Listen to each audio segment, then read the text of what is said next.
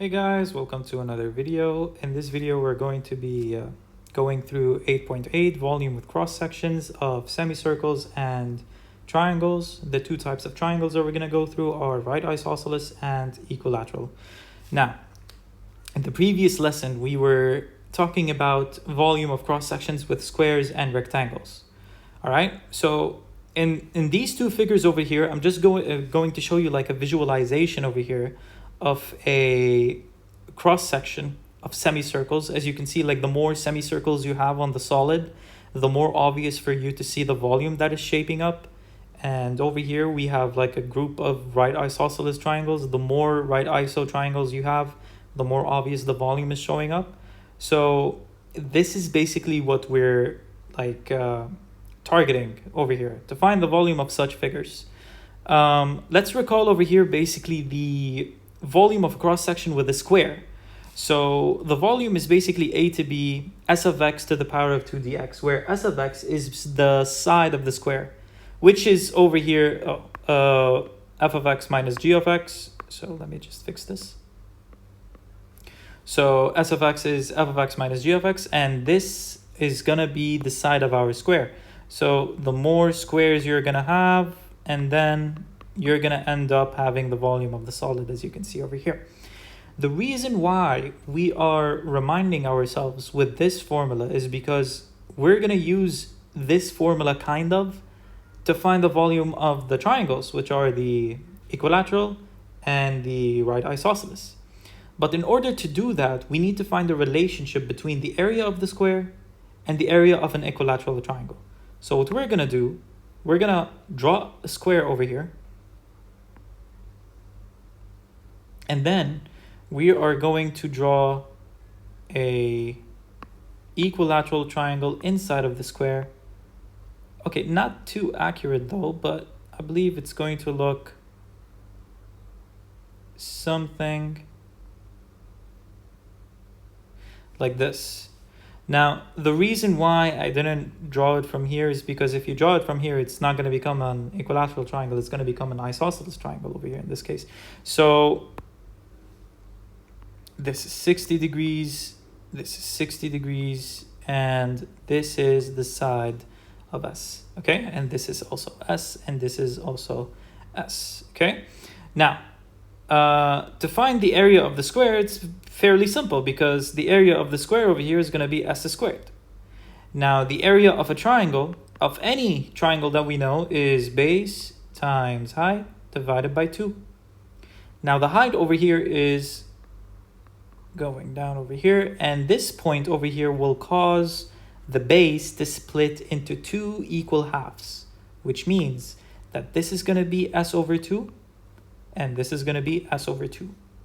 And we want to find the height because I already know what's the base. The base is S. It's literally the same as the one in the square. But the height, I need to use Pythagorean theorem in order to know the height over here. So according to Pythagorean theorem, the hypotenuse of, let's talk about this triangle over here, this small triangle. The hypotenuse is S. So S squared is equal to, the base over here is S over 2, all of it squared, plus the height, h squared. Now I want to rearrange this equation all to be in terms of S. So what I'm going to do, I'm going to say that this h squared is equal to S squared minus S squared over 4. Because I distributed the power of 2 to the numerator and to the denominator. Now, S squared minus S squared over 4, if you do a common denominator between them, you're going to get 4S squared over 4 minus S squared over 4, which is going to be 3S squared over 4. And when you put a square root on both sides, h is going to be the square root of 3s over 2. So now I know that b is s, and I know that h is square root of 3s over 2.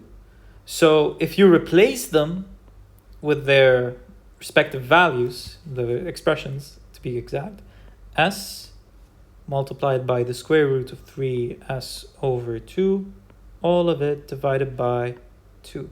which is going to give you at the end square root of 3 s squared over 4. So look at the comparison between the area of the square and the area of an equilateral triangle. So the only difference to find the volume of such solid, let's go back to the foundations over here. This is if the cross section are squares. So if the cross sections are equilateral triangles, that means this is going to be a to b square root of 3 over 4 s squared dx. So this is how we got the relationship between the area of an equilateral triangle and the area of a square. Now, area of a right isosceles triangle is fairly much more easier to be honest. Like if we're going to draw a square again, and we're going to draw a right isosceles triangle. So this right isosceles is going to be like this. So as you can see, a right isosceles is exactly equal to half of the square.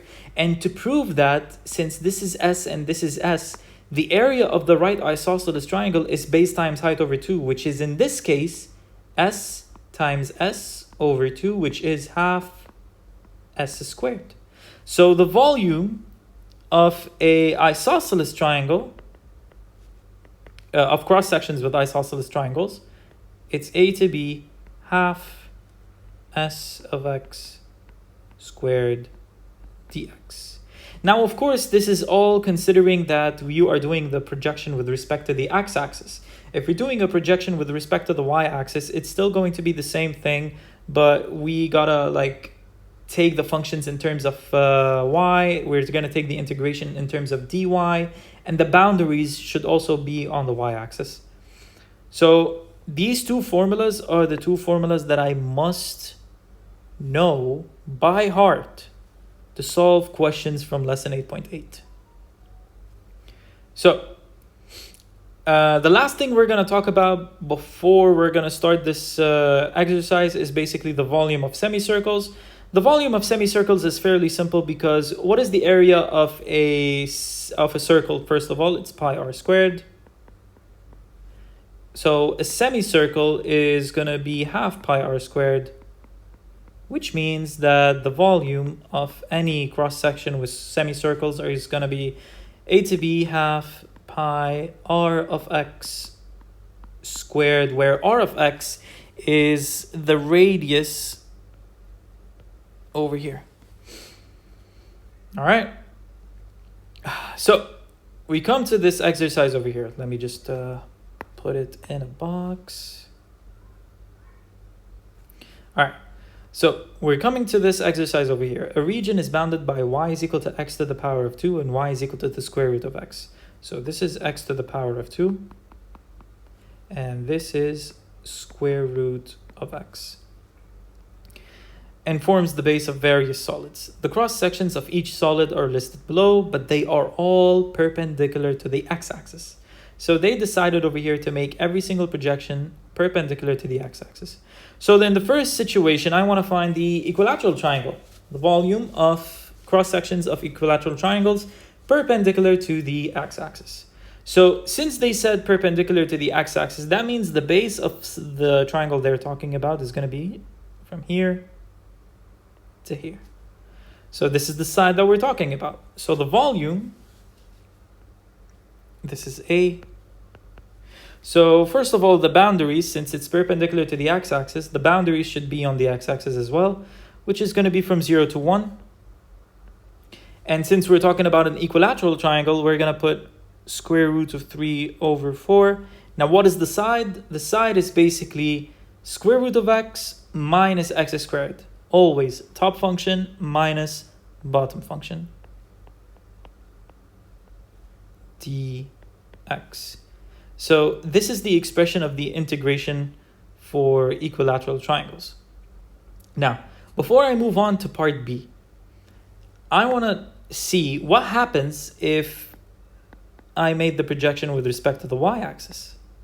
So if I made the projection with the y-axis, first of all, the first thing that I need to do is to change the functions that I have, like y in terms of x, into x in terms of y. So if I put 2 square roots over here, I'm going to get that square root of y is equal to x. And if I'm doing the same thing with the square root of x and I want to remove the square root over here, I'm going to get y squared is equal to x. So I'm going to do it in blue. The boundaries on the y-axis are also going to be 0 to 1. And since it's perpendicular to the y-axis, that means the line is going to be straight from here. So it's going to touch, this is the y is equal to x squared, which is the same as x is equal to the square root of y. And this is going to be the same as x is equal to y squared. So it's going to be square root of y, one sec, square root of 3 over 4, square root of y minus y squared dy. Also, we forgot one small detail. This should be to the power of 2. This should be to the power of 2. Now, these two integrations are going to give me the same exact answer because anything that you're going to subtract to the power of 2 is still going to give you the same exact number. Imagine that you have 2 minus 3 to the power of 2.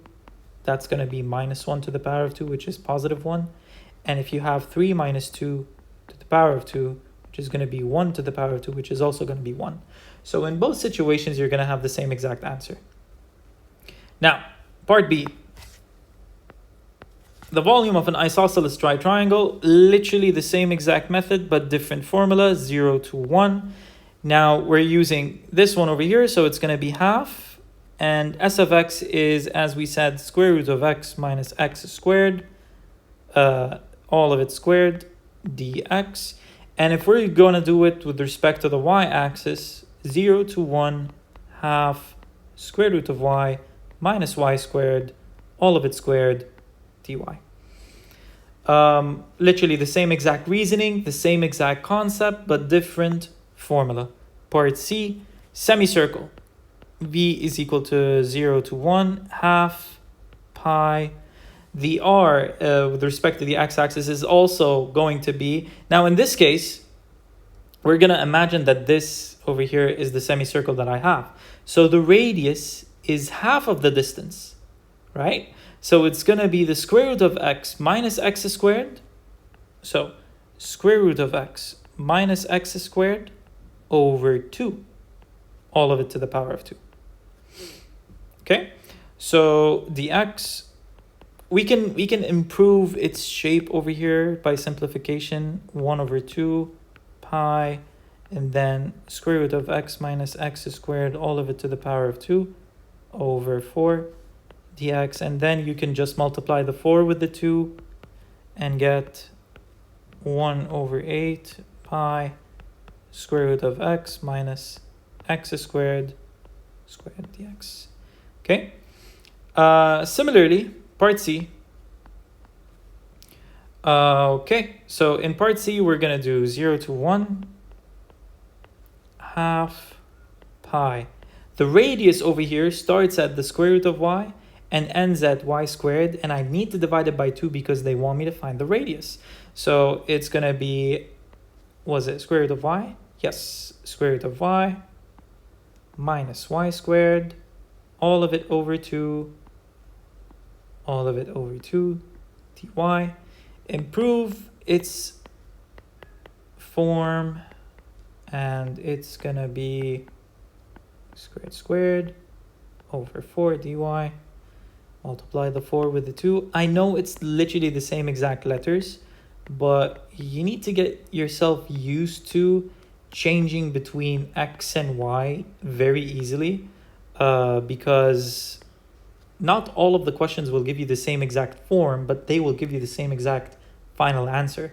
Like if you're going to put these two on a graphing calculator, they should give you the same exact value. Otherwise, there would be something wrong. But it's not a necessity that they have literally the same exact shape. So in some situations, you're going to have different forms of integration, but they will give you the same exact value at the end. So this is it, guys, for lesson 8.8. I will be soon uploading some questions about 8.8 more thoroughly. Like, consider this as a introduction for the lesson. Thank you so much for watching, and be sure to check the other videos. Thank you.